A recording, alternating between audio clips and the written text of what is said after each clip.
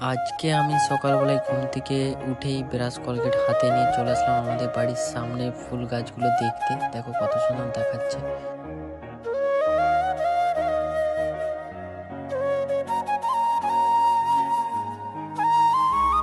মাঠে এখন অনেক মানুষজন, আলু কুড়ানো হচ্ছে তাই।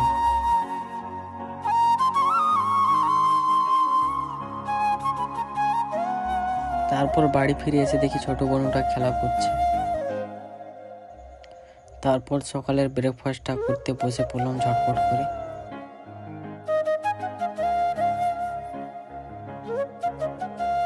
বাবা বাজার করে নিয়ে এসে আমার হাতে তুলে দিল।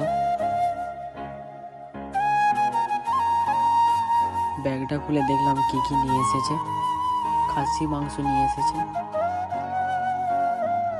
তারপর মায়ের রান্না কমপ্লিট, খেতে বসে পড়লাম ঝটপট করে।